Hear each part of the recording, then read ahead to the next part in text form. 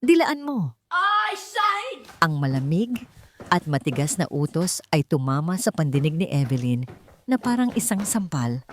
Nanginginig ang kanyang buong katawan, hindi dahil sa lamig ng aircon sa malawak na mansyon, kundi sa purong takot. Sa harapan niya, kumakalat sa makintab na sahig na gawa sa marmol ang natapong mainit na tubig. Ang singaw nito ay tila mga kaluluwang umaakyat sa hangin nang uuyam sa kanya. Bingi ka ba?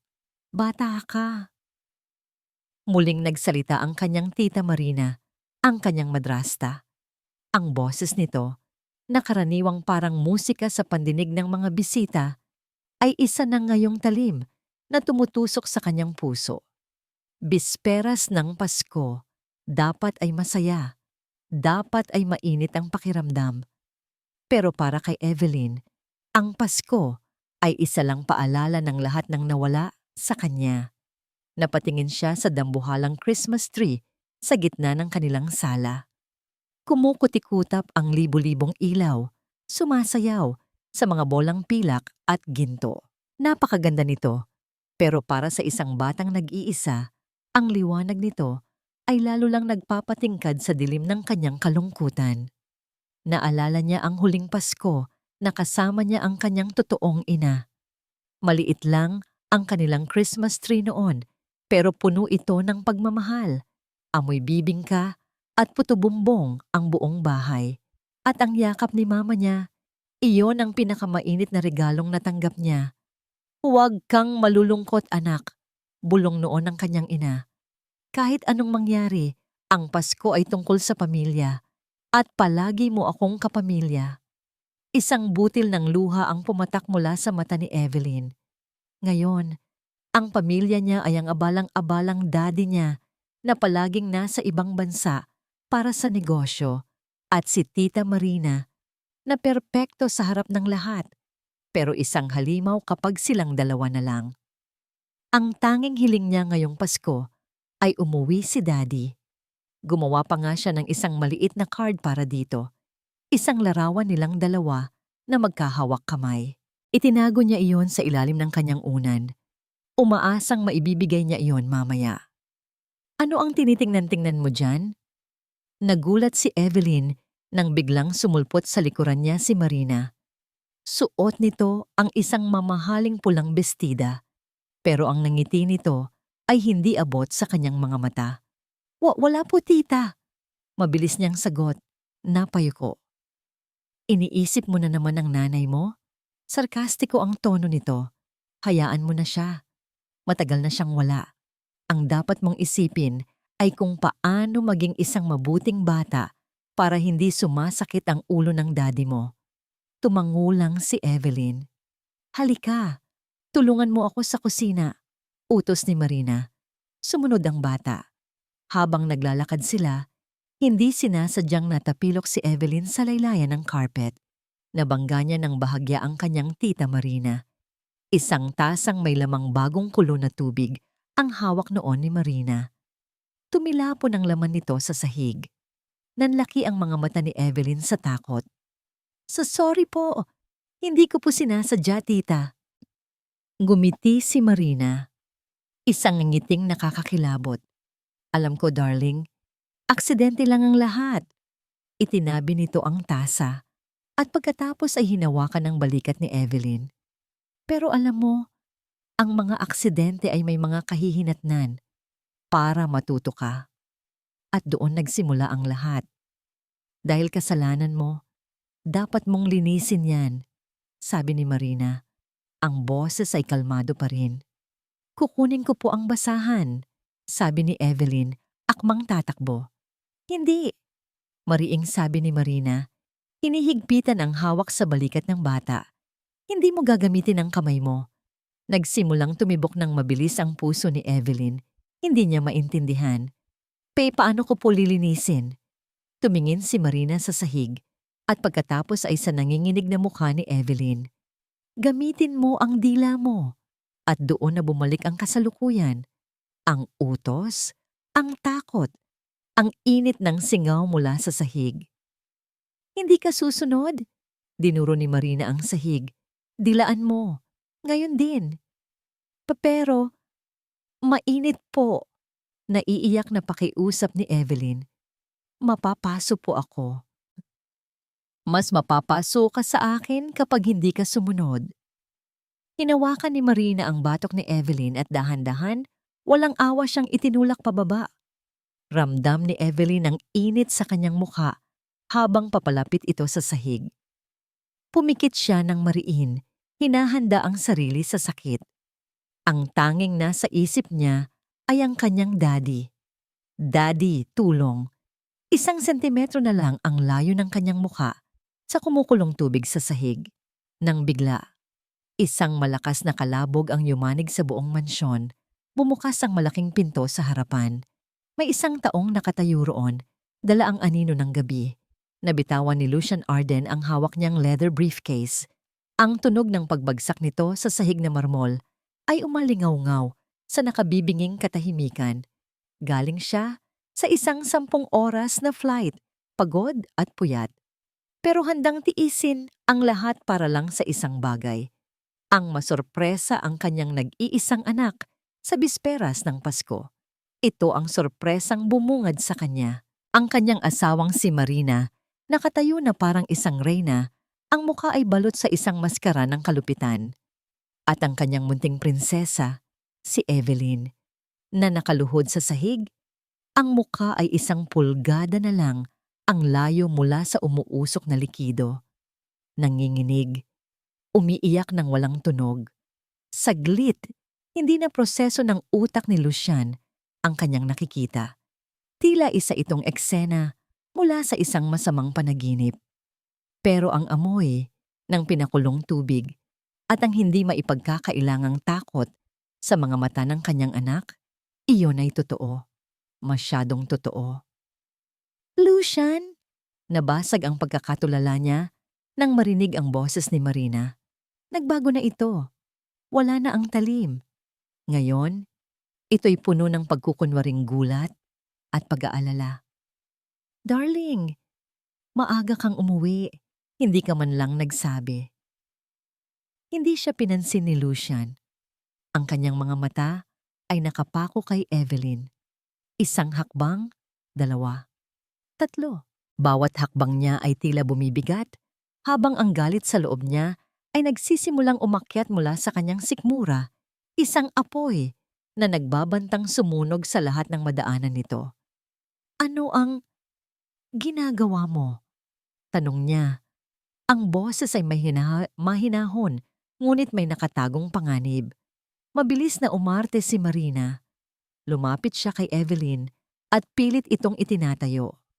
Itong anak mo, napakatigas ng ulo. Natapon niya ang mainit na tubig. Sinabi kong, ako na ang maglilinis pero nagpupumilit siya. Muntik na siyang mapaso. Isang kasinungalingan. Alam ni Lucian. Nakita niya.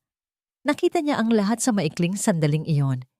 Itinulak niya ng bahagya si Marina, palayo kay Evelyn at marahang binuhat ang kanyang anak. Naramdaman niya ang panginginig nito sa kanyang mga braso. Ikinubli ni Evelyn ang mukha sa kanyang dibdib at doon na humagulgol ng malakas.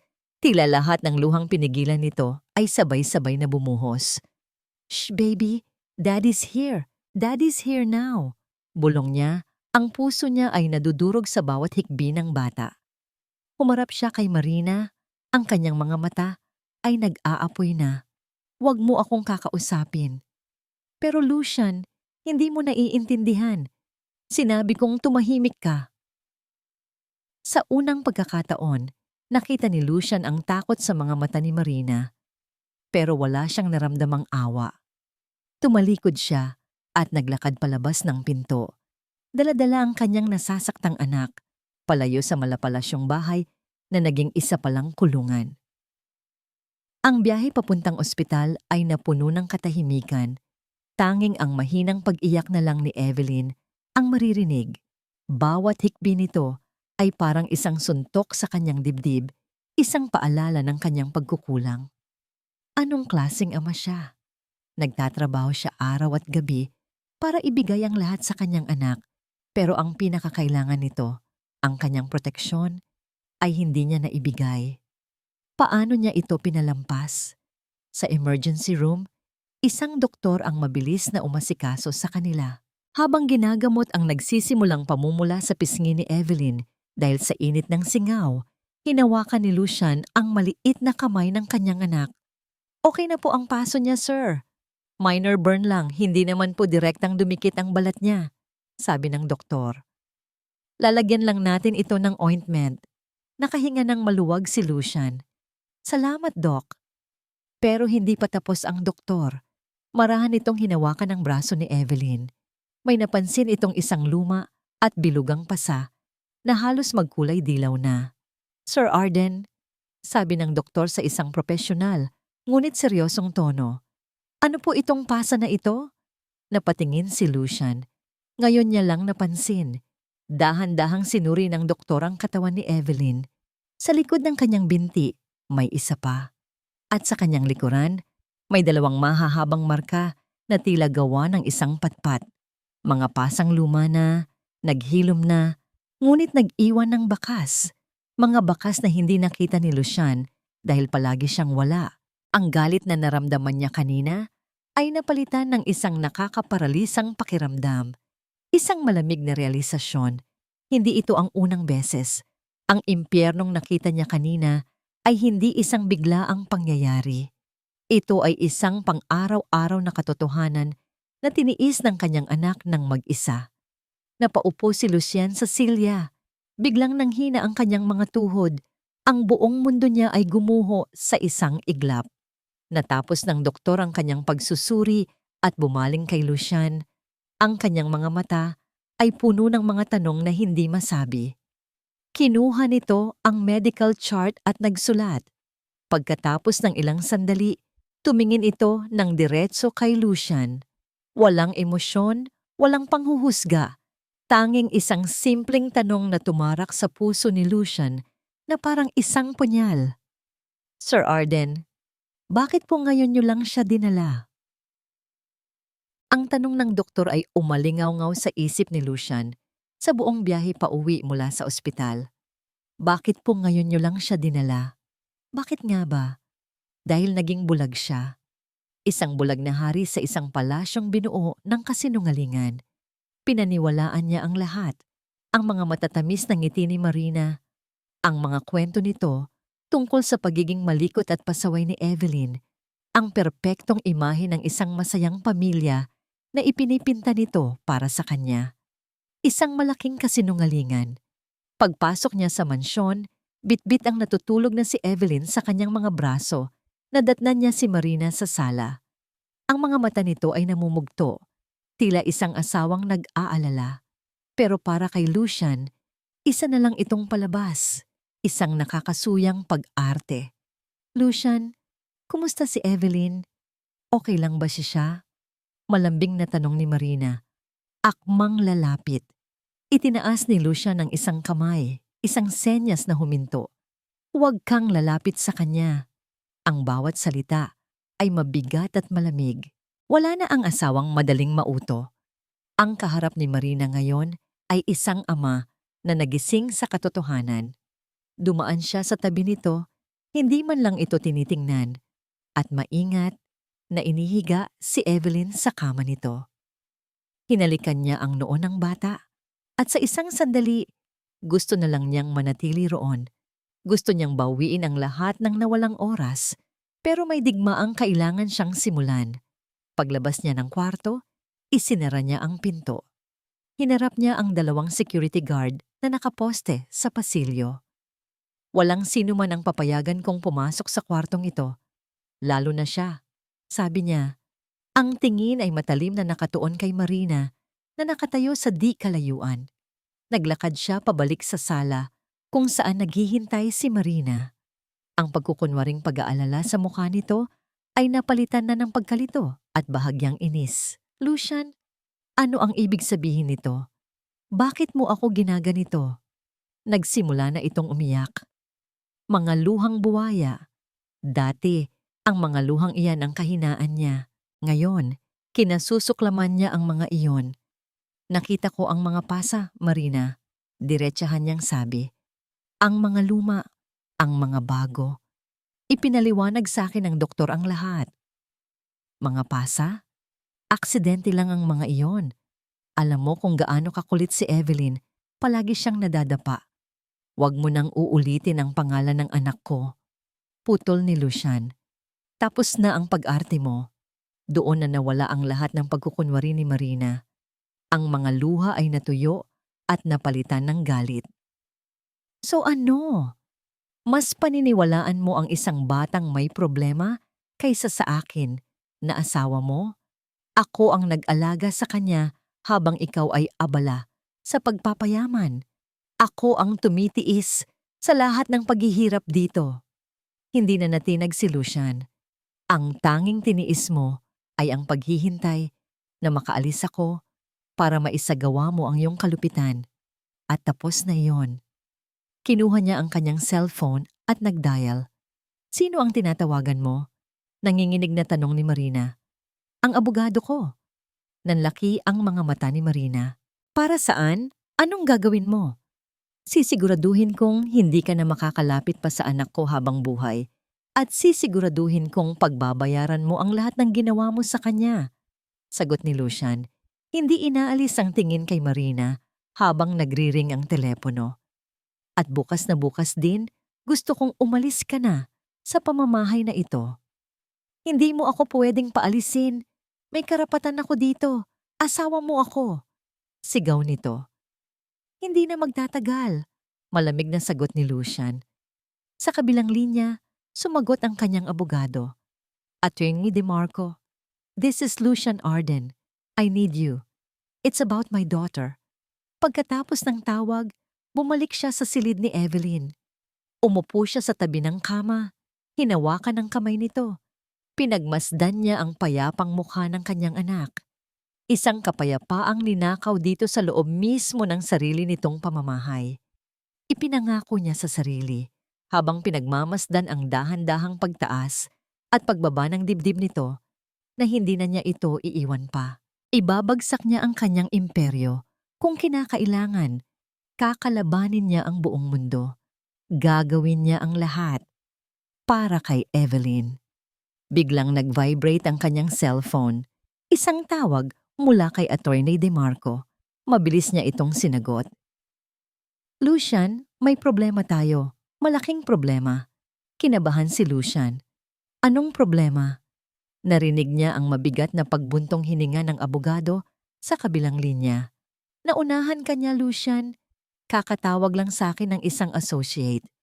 Si Marina, nagsampa na siya ng petisyon sa korte kaninang umaga pa lang bago ka pa man dumating. Inaakusahan ka niya ng pagiging isang abusado at psychologically unstable na ama mula nang mamatay ang una mong asawa. Huminto ang paghinga ni Lucian. She's filing for sole custody of Evelyn. Kinabukasan, ang pangalan ng mga Arden ay hindi na lang usap-usapan sa business section ng mga dyaryo. Nasa lahat na sila ng dako. Pagbukas ni Lucian ng telebisyon, bumungad sa kanya ang mukha ni Marina. Nakaupo ito sa isang sikat na morning show.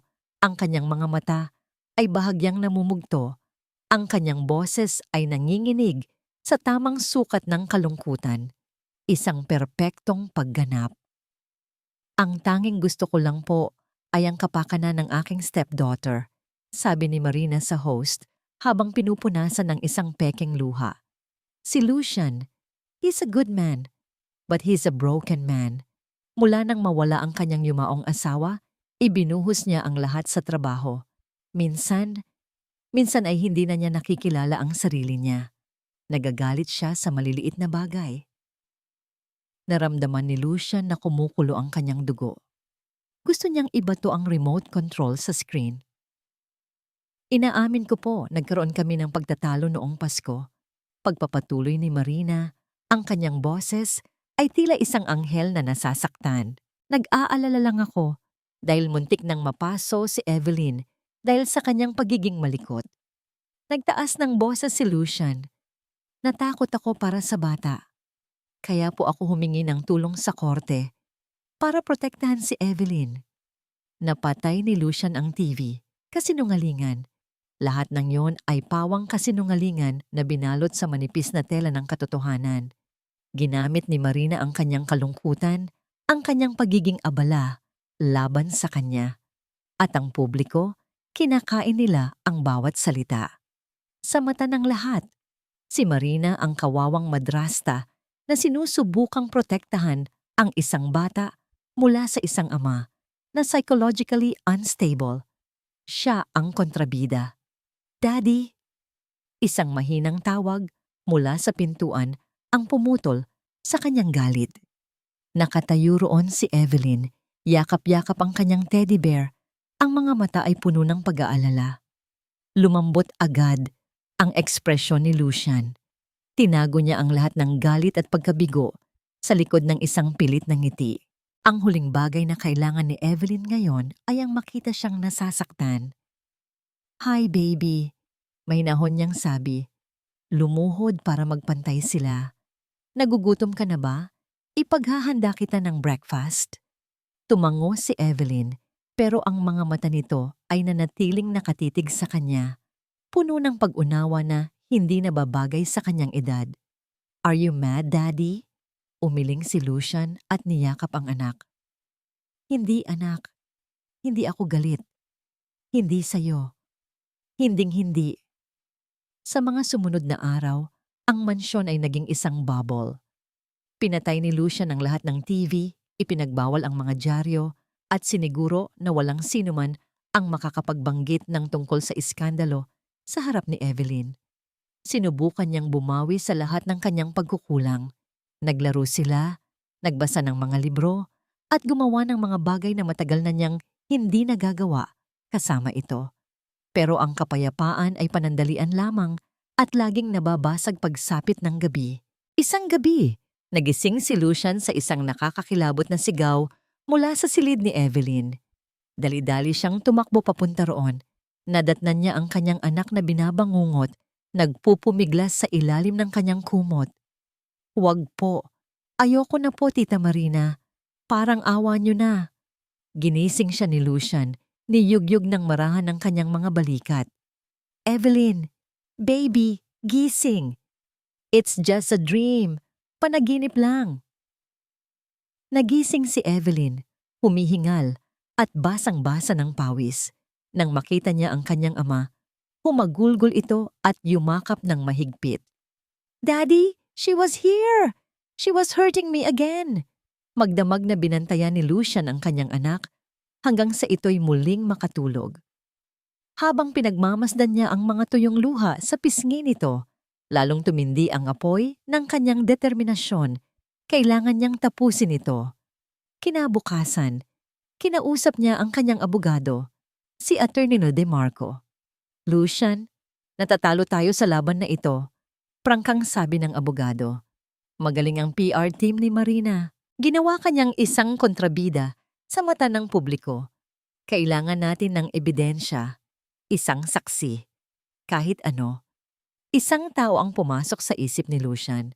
Si Manang Fe, ang matandang kasambahay na matagal nang naninilbihan sa kanila bago pa man dumating si Marina. Imposibleng wala siyang nakita. Imposibleng wala siyang narinig. Nakita niya si Manang Fe sa kusina, nag-aayos ng mga plato, mukha itong pagod at balisa. "Manang Fe," mahinahon na tawag ni Lucian. Lumingon ang matanda, at kitang-kita sa mukha nito ang gulat at takot.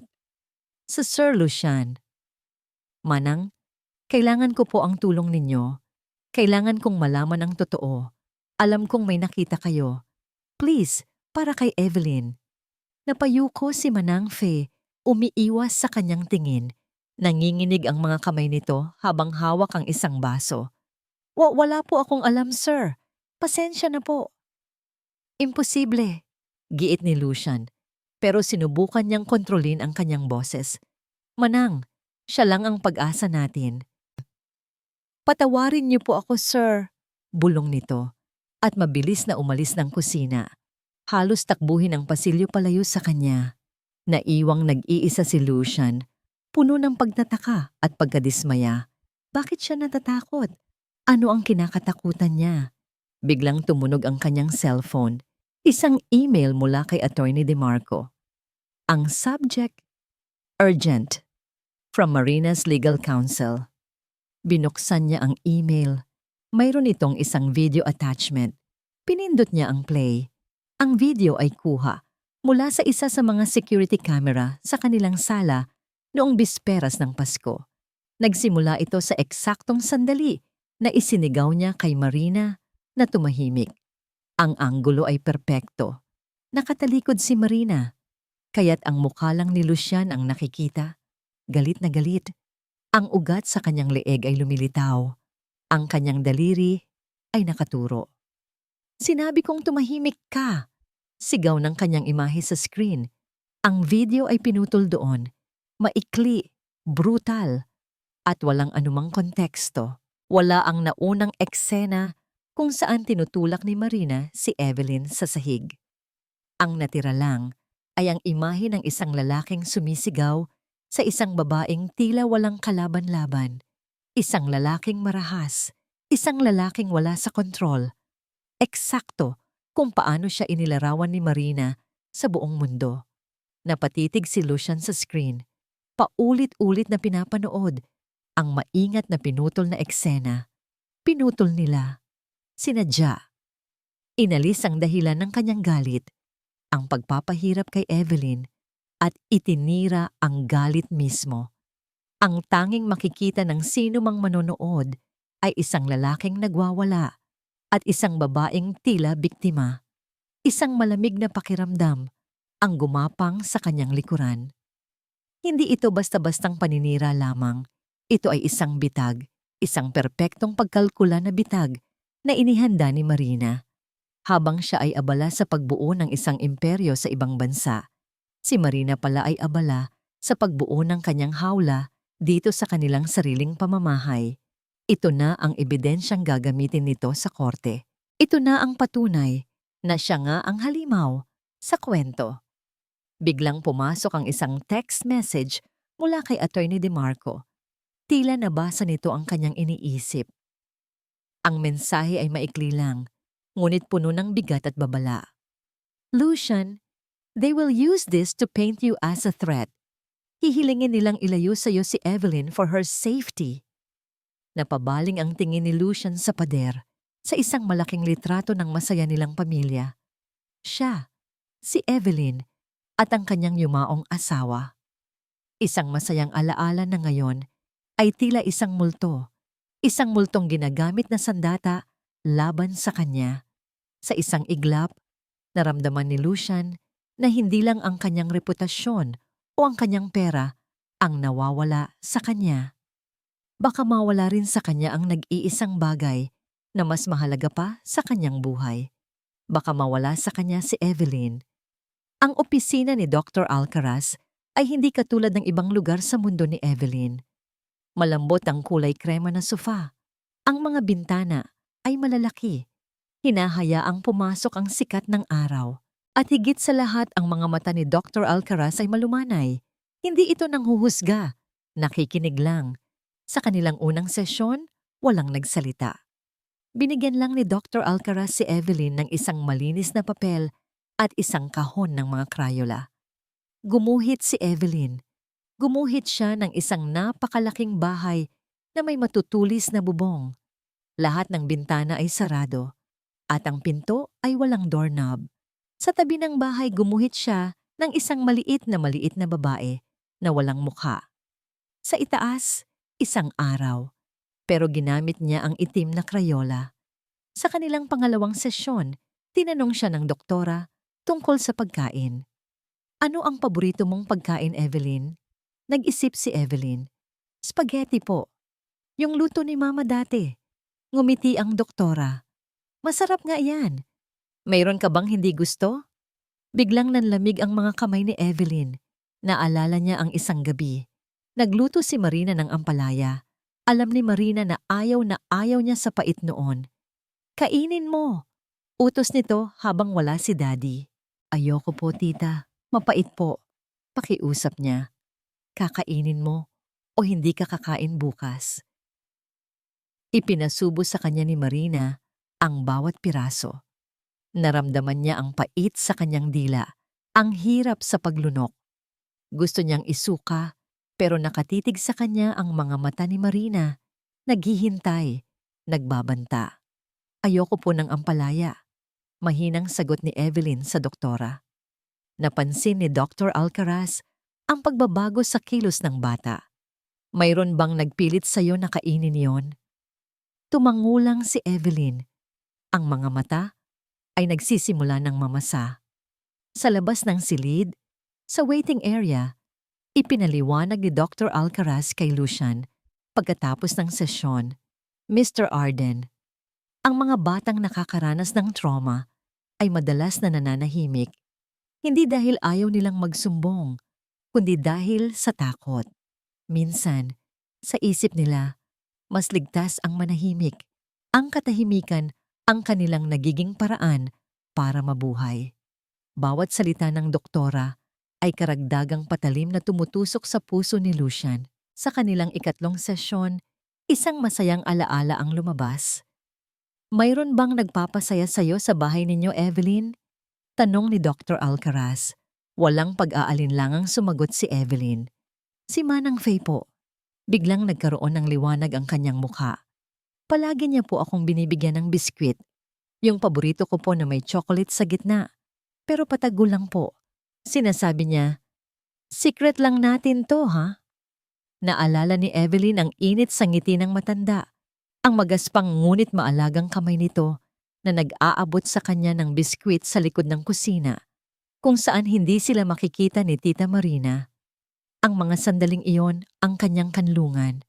Ang munting sikreto nila ni Manang Faye, ang tanging bagay na nagpaparamdam sa kanya na may kakampi siya sa malaking bahay na yon.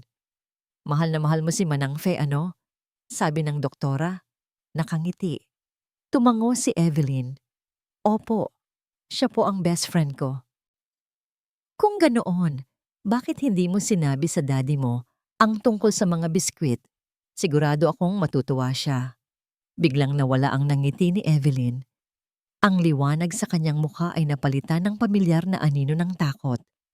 Napayukoy siya at pinaglaruan ang laylayan ng kanyang damit. Bakit, Evelyn? May masama bang mangyayari kung malalaman ng daddy mo? Malumanay na tanong ng doktora. Umiling ang bata. Hindi yun ang kinakatakot niya. Ano ang kinakatakot mo? Huminga ng malalim si Evelyn. Ang kanyang boses ay halos isang bulong lang.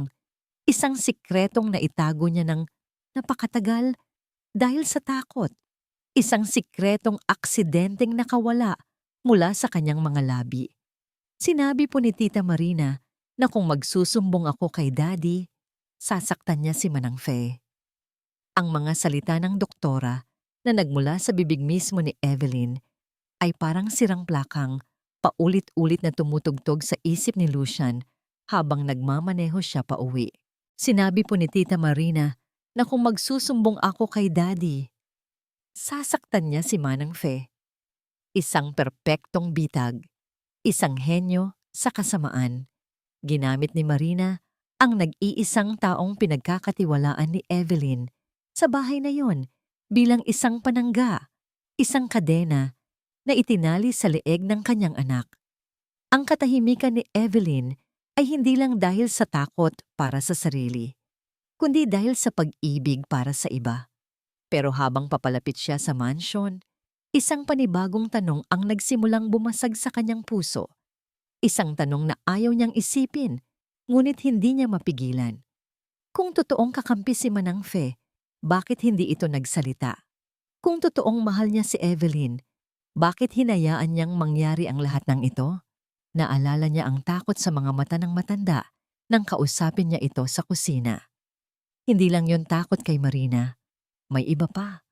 Pagdating niya sa bahay, nadatnan niyang naghahanda ng merienda si Evelyn at Manang Faye. Nagtatawanan sila. Isang perpektong larawan ng pagmamahal at tiwala. Dati, ang eksenang ito ay magpapainit sa kanyang puso. Ngayon, nagdulot ito ng isang matinding kirot. Kinailangan niyang malaman ang totoo.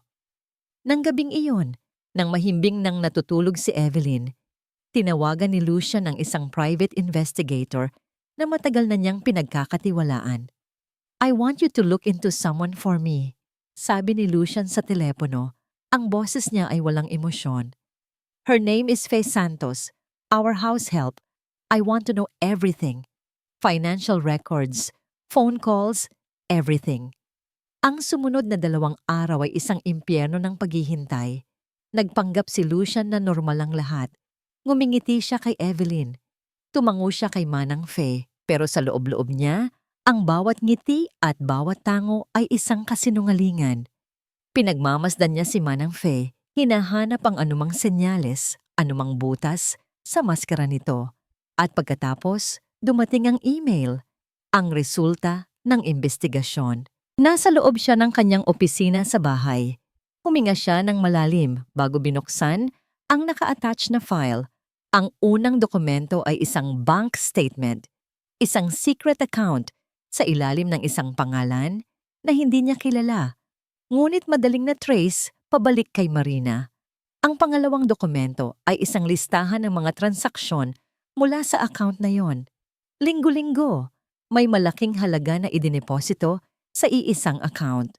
Ang pangalan ng account, St. Luke Medical Center. Ang ikatlong dokumento ay ang medical records ng pasyente. Isang binatang nagngangalang Marcos Santos. Diagnosis, stage 4 leukemia. Ina, Faye Santos. Nabitawan ni Lucian ang kanyang cellphone. Dumagundong ito sa mamahaling sahig na kahoy. Nanlamig ang buo niyang katawan.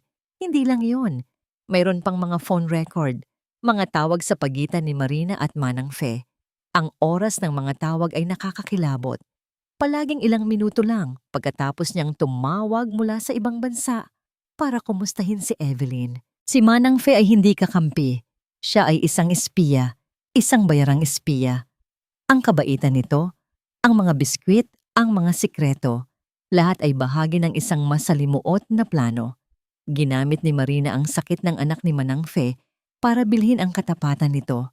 Ang pagkakanulo ay mas masakit kaysa sa sampal. Kinagabihan, pinuntahan niya si Manang Faye sa kusina. Nag-iisa ito, naghuhugas ng mga plato.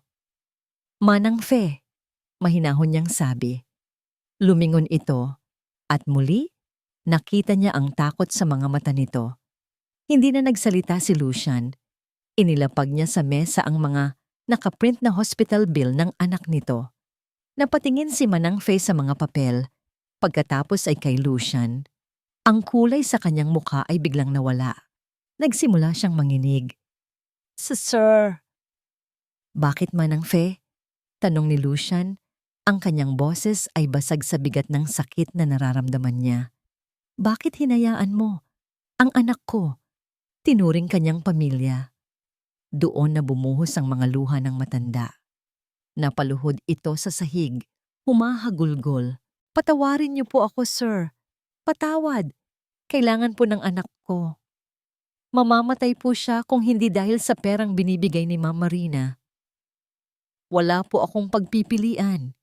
"Palagi kang may pagpipilian," sigaw ni Lucian, hindi na napigilan ng galit. "Maari kang lumapit sa akin. Tinulungan sana kita. Pero pinili mong saktan ang anak ko. Pinili mong maging kasabwat niya." "Patawad po, sir. Patawad." Paulit-ulit na sabi nito sa gitna ng kanyang pag-iyak. Napapikit si Lucian, sinusubukang pakalmahin ang sarili. Akala niya, alam na niya ang lahat. Akala niya, ito na ang pinakamasakit na parte. Nagkamali siya. Sa gitna ng kanyang paghagulgol, habang nanginginig sa sahig, may isa pang ibinulong si Manang Faye. Isang huling pagkumpisal na muling yumanig sa mundo ni Lucian. "Hindi lang po pagmamaltrato, sir." Tumingala ito. Ang muka ay basang-basa ng luha at puno ng pagsisisi.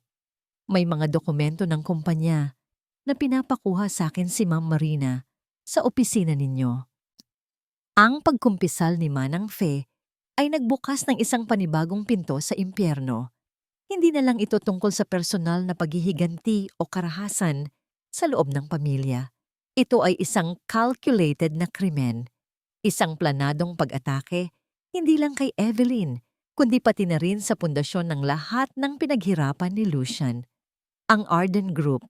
Kinabukasan, bago pa man sumikat ang araw, nasa opisina na si Lucian kasama ang kanyang pinakapinagkakatiwalaang Chief Financial Officer at isang team ng mga forensic accountant. Ang utos niya ay simple. Suriin ang lahat, bawat kontrata, bawat transaksyon, lalo na ang mga pinirmahan niya habang wala sa bansa at ipinagkatiwala kay Marina. Habang nagtatrabaho ang team, kinausap niya si Manang Fe sa isang silid. Wala na ang takot at pag-iyak. Ang natira ay isang babaeng basag na, handang harapin ang lahat. Ano ang mga dokumentong kinuha mo, Manang? Tanong ni Lucian. Hindi ko po alam kung ano ang mga iyon, sir. Sagot nito, nakayuko. Mga folder po na may markang confidential.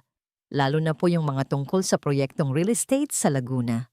Sinasabi po ni ma'am na kailangan niya para sa mga report na ipapadala sa inyo. Real estate sa Laguna. Iyon ang pinakamalaking proyekto ng kumpanya sa ngayon. Daan-daang milyon ang nakataya. May iba pa ba, Manang? Mga taong kinakatagpo niya? Nag-alinlangan sandali si Manang Fe. May isa pong lalaki, sir. Palagi silang nagkikita sa isang coffee shop sa labas ng village. Hindi ko po kilala. Pero ang tawag po sa kanya ni ma'am, Rick. Rick. Ang pangalan ay parang isang kampanang nag-ring sa isip ni Lucian. Ngunit hindi niya matukoy kung saan narinig. Ilang oras ang lumipas. Ang mga accountant ay lumabas mula sa conference room. Ang kanilang mga mukha ay seryoso. May problema tayo, Lucian, sabi ng kanyang CFO. Malaki. Mayroong mga shell corporation, mga pekeng supplier. Unti-unti, dinudugo ang pondo ng proyekto sa Laguna. Sa tantiya namin, abot na sa 50 milyon ang nawawala. 50 milyon. Ibinulsa ni Marina. Kasabay nito, tumawag ang private investigator. Sir Lucian, may nakuha na kami sa pangalang Rick. Ang buong pangalan niya ay Ricardo Gomez. Mayroon siyang criminal record, estafa, physical assault, at base sa aming surveillance, nagkita sila ulit ni Marina kaninang umaga lang. Mukhang balisa sila. Habang ang lahat ng ito ay nangyayari, isang eksena ang nagaganap sa isang mamahaling coffee shop sa kabilang panig ng lungsod. Nagsisimula na siyang maghinala. Rick, nanginginig na, sabi ni Marina. Pinakausapan niya si Manang Fe. Alam ko, nararamdaman ko.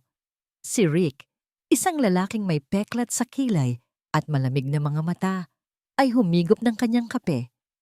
Relax, Marina. Hawak natin ang alas. Ang video, ang testimonya ng mga kasambahay na binayaran natin. Mananalo ka sa custody case. Kapag nangyari yon at idineklara siyang unfit, mas madali na nating makokontrol ang lahat. Paano kung hindi? Paano kung malaman niya ang tungkol sa pera bago ang hearing? Ngumisi si Rick. Isang ngising hindi abot sa kanyang mga mata. Kung ganoon, kailangan nating siguruhin na may iba siyang pagtutuunan ng pansin. Inilapag niya sa mesa ang isang litrato. Kuha ito mula sa malayo. Ang litrato ni Evelyn na naglalaro sa hardin ng mansyon. Huwag mong sasaktan ng bata, mariing sabi ni Marina. Biglang nanlamig. Hindi ko siya sasaktan, sabi ni Rick. Ang boses ay puno ng panganib. Susubaybayan ko lang siya para ipaalala kay Lucian kung ano ang maaaring mawala sa kanya kung hindi siya mag-iingat. Hapon na nang makatanggap ng isa pang tawag si Lucian, ang kanyang abogado, si Attorney DeMarco. Lucian, mag-ingat ka. Kailangan natin ng matibay na ebidensya bago ang hearing. Ang video na hawak nila ay napakalakas. Kung gagawa tayo ng maling hakbang, matatatalo tayo. Alam ko, sagot ni Lucian. Ang kanyang mga kamay ay nakakuyom. Pero hindi na lang ito tungkol sa hearing. May mas malaki siyang plano. Anong ibig mong sabihin? Bago pa man makasagot si Lucian, isang tawag ang pumasok sa kabilang linya. ang private investigator. Ang boses nito ay apurado at puno ng pag-aalala. Sir Lucian, kailangan ninyong malaman ito. Ang lalaking kasama ni Marina, si Ricardo Gomez, may record din siya ng kidnapping for ransom at ang huling report ng team ko, nakita siyang nakapark sa isang van, kalahating kilometro mula sa mansyon ninyo. Binabantayan niya si Evelyn. Ang impormasyon tungkol kay Rick at ang presensya nito malapit sa kanyang anak ay isang huling patak na nagpaapaw sa pasensya ni Lucian. Ang laban ay naging mas personal, mas mapanganib. Nag-double time ang kanyang legal at financial team. Nag-ipon sila ng lahat ng ebidensya, ang mga bank record, ang testimonya ni Manang Faye, ang criminal record ni Rick. Pakiramdam ni Lucian, sa wakas, hawak na niya ang mga barahang mananalo. Ihaharap niya ang lahat ng ito sa korte at wawakasan ang kabaliwan ni Marina. Dumating ang araw ng preliminary hearing para sa custody. Ito ay gaganapin sa isang closed-door session. Tanging ang mga abogado, si Lucian, si Marina, at ang hukom. Pumasok si Lucian sa silid na may bigat ngunit may kumpiyansa. Sa tabi niya, si Attorney DeMarco ay may dalang isang makapal na folder ng mga ebidensya. Sa kabilang panig ng silid, nakaupo si Marina. Ang mukha ay isang perpektong maskara ng isang inaping biktima. Nagsimula ang hearing. Unang nagsalita ang panig ni Marina. Inilatag ng abogado nito ang kanilang naratibo. Si Lucian, isang workaholic na ama, na trauma sa pagkamatay ng asawa, ay naging pabaya at may mga biglaang pagsiklab ng galit. Iniharap nila ang video, ang maikling clip, kung saan siya ay sumisigaw. Ito po ba ang isang ligtas na tahanan para sa isang bata, Your Honor? Tanong ng abogado ni Marina. Pagkatapos, tinawag nila ang kanilang saksi. Isang dating yaya na tinanggal ni Lucian ilang buwan na ang nakalipas dahil sa kapabayaan. Ngayon, nakaupo ito sa witness stand, umiiyak. Nakita ko po, maraming beses, humihikbing sabi ng yaya. Kapag pagod si Sir galing sa biyahe, madali siyang magalit. Na pagbubuntunan niya si Evelyn, sinasabihan niya ng masasakit na salita. Isang kasinungalingan. Alam ni Lucian na binayaran ang babaeng ito. Pero ang kanyang pag-arte ay kapani-paniwala. Wala na po bang ibang sasabihin ang panig ng petitioner? Tanong ng hukom. Mayroon pa po, Your Honor, sabi ng abogado ni Marina at tumingin ito ng diretso kay Lucian. Isang audio recording. Ipinatugtog nila ito. Boses ni Lucian, galit, sumisigaw. Palagi kang may pagpipilian. Maari kang lumapit sa akin. Tinulungan sana kita. Pero pinili mong saktan ng anak ko. Pinili mong maging kasabwat niya. Iyon ang boses niya. Ang mga salitang sinabi niya kay Manang Faye sa kusina. Pero inalis nila sa recording ang boses ni Manang Faye. Ang natira lang ay ang boses niya. Isang one-sided na pagsabog ng galit na kung pakikinggan ng walang konteksto ay tila isang pag-amin. Isang pag-amin na sinasaktan nga niya ang kanyang anak. At si Manang Faye ay naging kasabwat. Binaliktad nila ang lahat. Napatingin si Lucian kay Attorney DeMarco. Ang mukha ng kanyang abogado ay namutla. Ito ay isang perpektong bitag.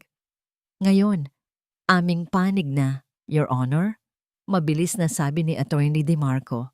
Sinubukan nilang ipresenta ang ebidensya ng financial fraud, ang testimonya ni Manang Faye, pero pinutol sila ng abogado ni Marina. Objection, Your Honor. Ang mga paratang na ito ay tungkol sa negosyo. Wala itong kinalaman sa kapakanan ng bata. Isa lang itong desperadong pagtatangka ni Mr. Arden na ilihis ang usapan mula sa kanyang pagiging abusadong ama. Nag-isip ang hukom. Ang kanyang mukha ay seryoso. Tumingin siya sa video, sa transcript ng audio, at sa umiiyak na yaya. Base sa mga ebidensyang iprinisinta ngayon, nagsalita ang hukom, Ang bawat salita ay parang isang martilyo sa dibdib ni Lucian. Nakikita ko ang isang pattern ng instability at galit sa panig ng ama. Ang kaligtasan ng bata ang pinakamahalaga. Therefore, for the time being, until a full investigation is conducted, I am granting a temporary protection order. Huminto ang mundo ni Lucian. Ang full custody ni Evelyn Arden ay pansamantalang ibinibigay sa isang neutral party. Dadalhin siya sa isang accredited social welfare facility. Pagpapatuloy ng hukom. Si Mr. Lucian Arden ay hindi pinahihintulutang lumapit o makipag-ugnayan sa kanyang anak hanggang sa susunod na hearing. Hindi maari. Nakita ni Lucian ang isang munting nangiti sa mga labi ni Marina, isang ngiti ng tagumpay. Kinagabihan, 2 social worker ang dumating sa mansyon. Si Evelyn, na walang kamalay-malay sa nangyari, ay masayang naglalaro. "Daddy, saan po kami pupunta?" tanong niya. Ang mga mata ay puno ng inosenteng pagtataka. Lumuhod si Lucian sa harap ng kanyang anak. Pinilit niyang ngumiti kahit na ang puso niya ay durog na durog. "Maglalaro ka lang muna sa ibang lugar, baby. May mga bago kang kalaro. Babalikan ka ni Daddy. Pangako." "Sasama po kayo, Daddy." Umiling si Lucian. Isang butil ng luha ang pumatak sa kanyang pisngi. "Hindi muna, anak. Pero babalikan kita. Mahal na mahal ka ni Daddy." Niyakap niya si Evelyn ng napakahigpit.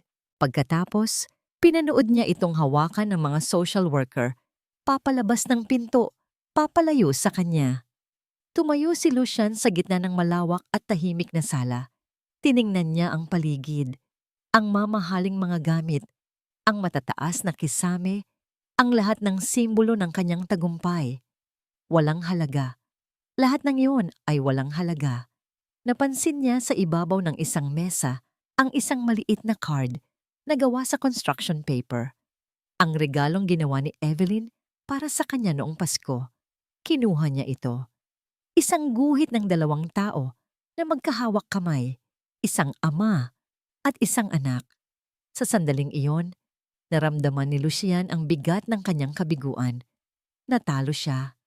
Ang pera niya, ang kapangyarihan niya, lahat ay walang silbi. Nawala na sa kanya ang lahat. Nakatayo si Manang Faye sa dilim ng kanyang maliit na kwarto sa servants' quarter, nakikinig. Narinig niya ang pagdating ng mga social worker. Narinig niya ang malumanay na boses ni Lucian na nagpapaalam. At ang pinakamasakit sa lahat, narinig niya ang nagtatakang boses ni Evelyn. "Saan po kami pupunta?" Bawat salita ay isang karayom na tumutusok sa kanyang budhi. Pagkaalis ng sasakyan, narinig niya ang isang nakabibinging katahimikan na bumalot sa buong mansyon. Isang katahimikang mas masakit pa sa anumang sigaw.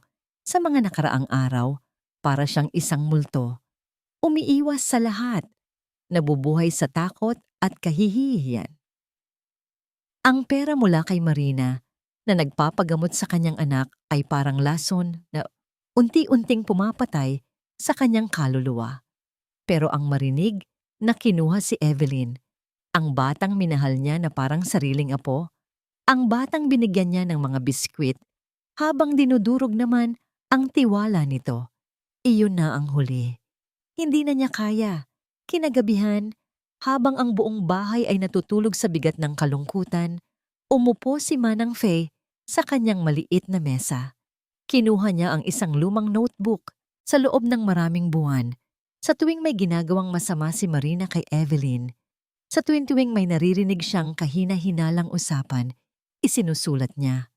Isinusulat niya ang lahat bilang isang paraan para ilabas ang bigat sa kanyang dibdib kahit na wala siyang lakas ng loob na magsumbong.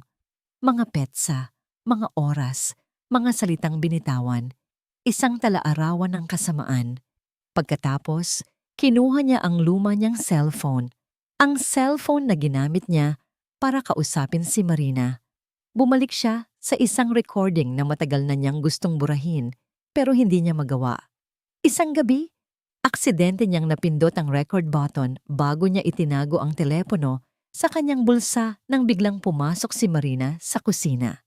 Hindi niya alam na nagre-record ito. Kausap ni Marina sa telepono ang lalaking si Rick.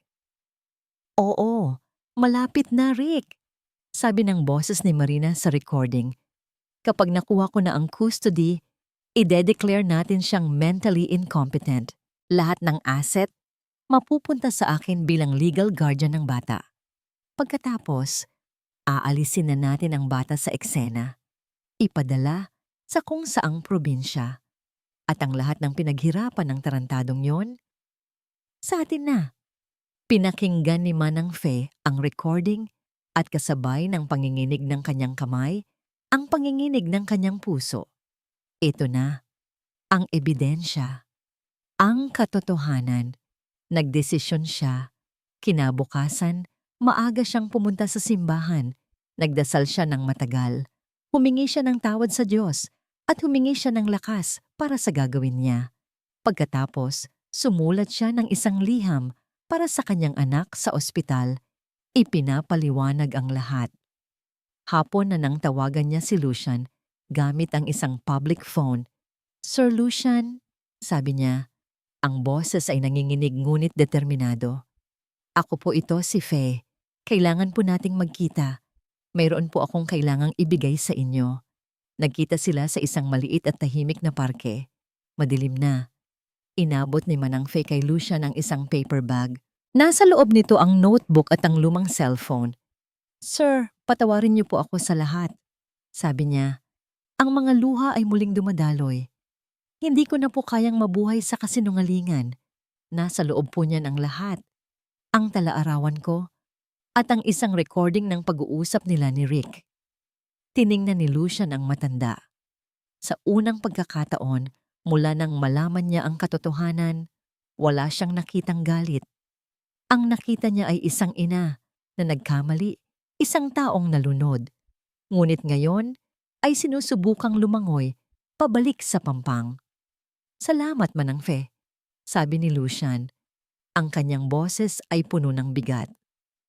Pero alam mo ang ibig sabihin nito, hindi ba? Magiging testigo ka, mapapasama ka rito. Tumango si Manang Fe, isang mapait na ngiti ang sumilay sa kanyang mga labi. Handa na po akong harapin ang lahat, sir, para kay Evelyn. Tumalikod na si Manang Fe at nagsimulang maglakad palayo, papalabas ng parke. Nakahinga siya ng maluwag sa unang pagkakataon sa loob ng mahabang panahon. Pakiramdam niya. Nabunutan siya ng isang dambuhalang tinik. Habang naglalakad siya sa isang madilim na eskinita, patungo sa sakayan, isang anino ang humarang sa kanyang daraanan. Isang pamilyar na anino.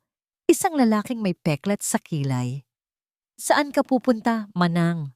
Tanong ni Rick. Ang boses ay malamig at puno ng pagbabanta. Akala ko ba, nasa panig ka namin? Nanlaki ang mga mata ni Manang Faye sa takot. Nagsimula siyang umatras, pero huli na ang lahat. Mabilis na kumilos si Rick. Tinakpan niya ang kanyang bibig at hinila siya papasok sa isang itim na van na nakaparada sa gilid. Ang tanging naiwan sa eskinita ay ang katahimikan ng gabi at isang maliit na rosaryong nahulog mula sa kamay ni Manang Faye.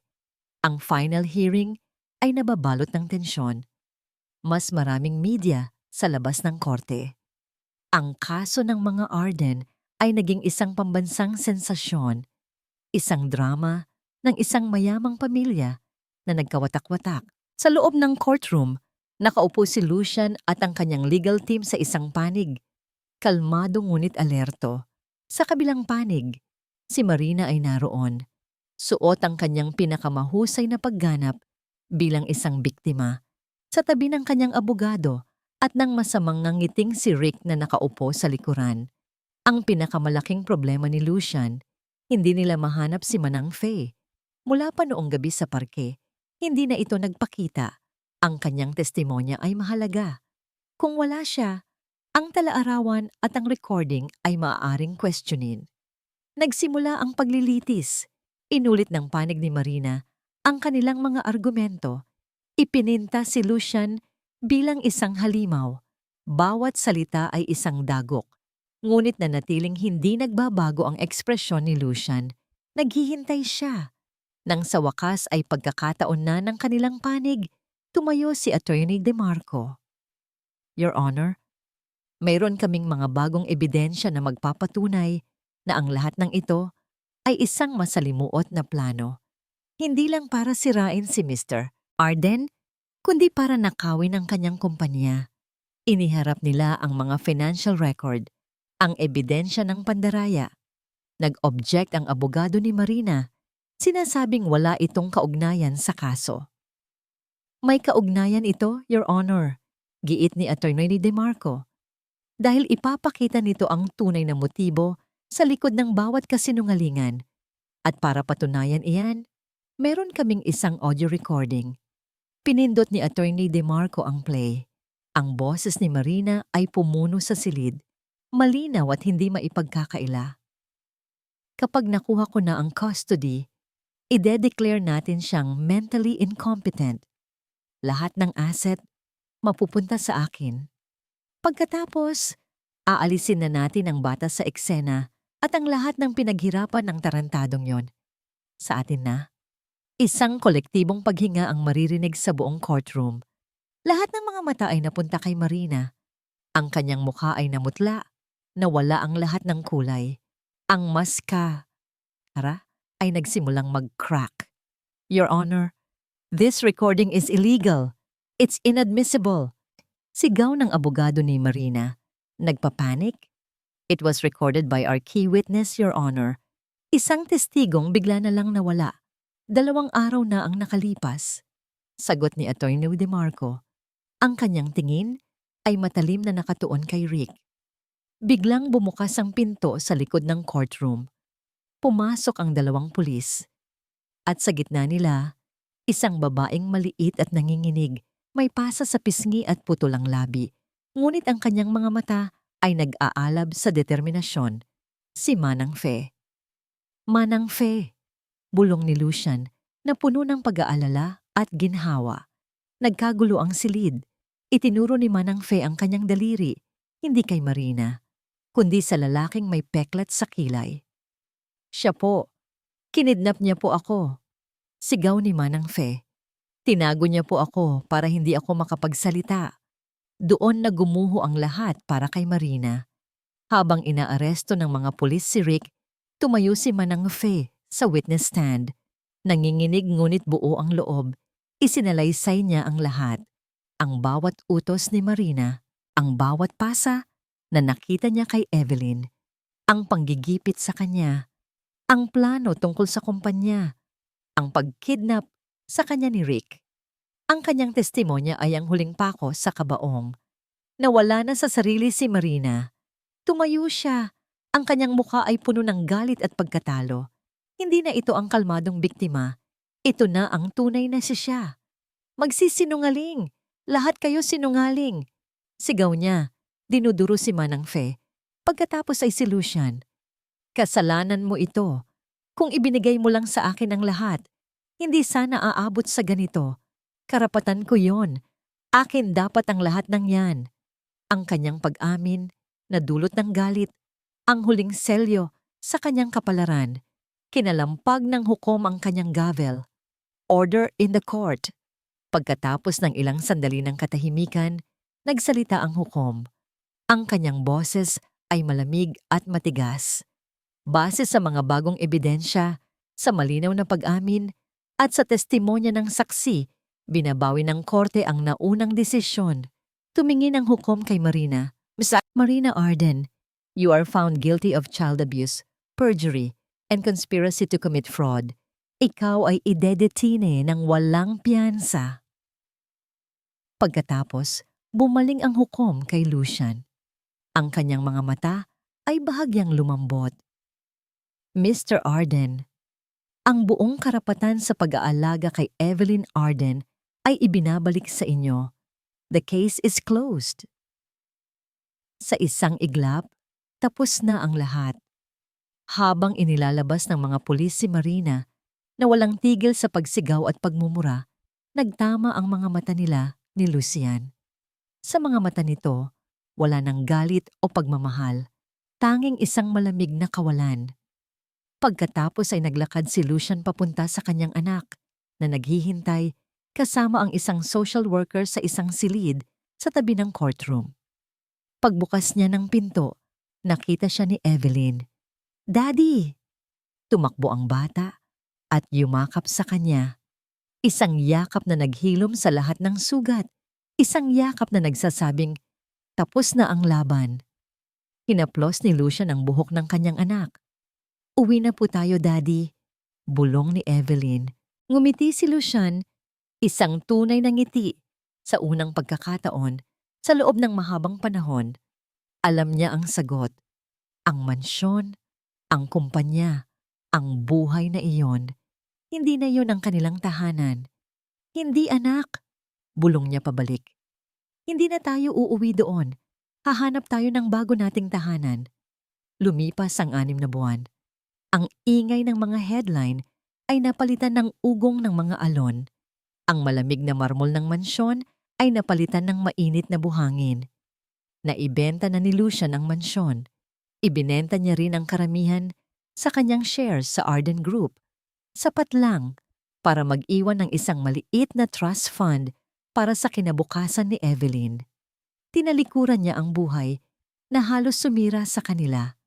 Ang bago nilang tahanan ay isang maliit at puting bahay sa tabi ng dagat sa isang tahimik na probinsya sa Batangas.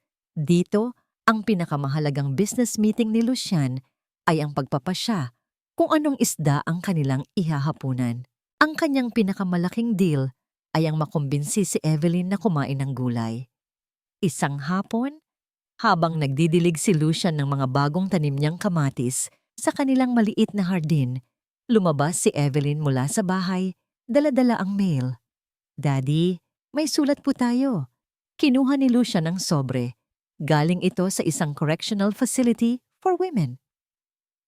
Kinabahan siya sandali, ngunit nang makita niya ang pangalan ng nagpadala, isang maliit na ngiti ang sumilay sa kanyang labi. Galing ito kay Manang Fe. Binasa niya ang sulat ng malakas.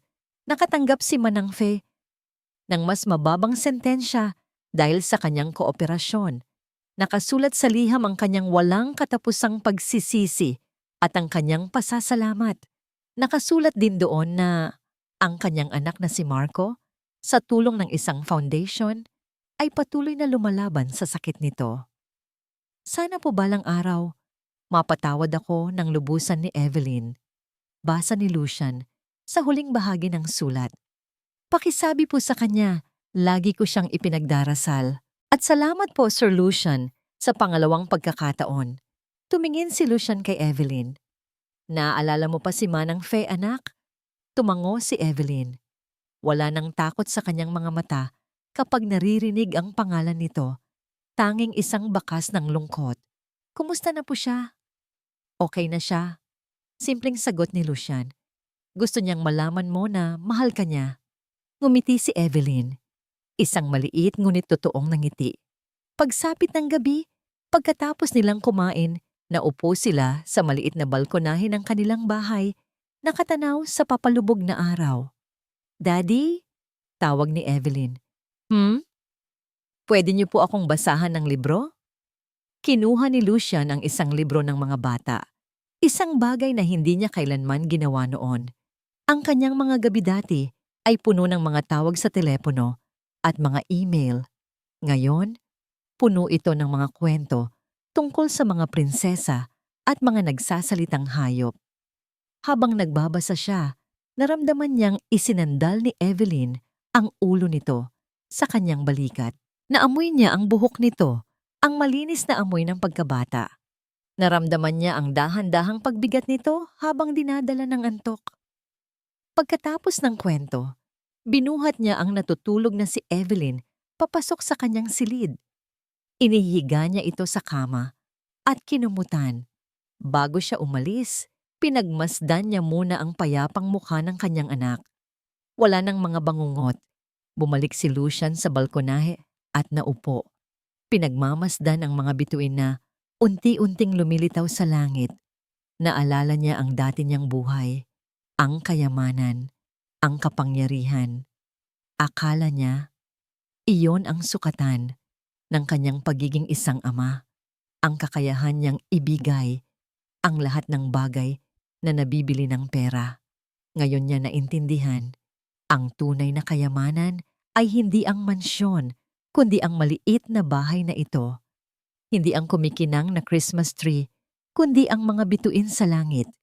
Hindi ang pag-upo sa tuktok ng isang corporate empire, kundi ang pag-upo sa tabi ng kanyang natutulog na anak. Kinabukasan, maaga silang gumising. Nagpunta sila sa dalampasigan. "Daddy, gawa po tayo ng sandcastle." Masayang sabi ni Evelyn, hawak ang isang maliit na balde at pala. Umupo si Lucian sa buhanginan at nagsimulang maghukay kasama ang kanyang anak. Nagtayo sila ng mga tore, gumawa sila ng mga pader. Tinawanan nila ang mga alon na sumisira sa kanilang gawa. Sa gitna ng kanilang paglalaro, tumingala si Evelyn sa kanya. Ang mga mata nito ay kumikinang sa ilalim ng sikat ng araw. Ngumiti ito. Isang ngiting malawak, walang alala, at puno ng purong kaligayahan. Isang nanangiti na matagal nang nawala at ngayon lang muling nagbalik. Sa sandaling iyon, alam ni Lucian na nakauwi na sila. Ito ang kanilang bagong simula. At sa pagkakataong ito, gagawin niya ang lahat ng tama.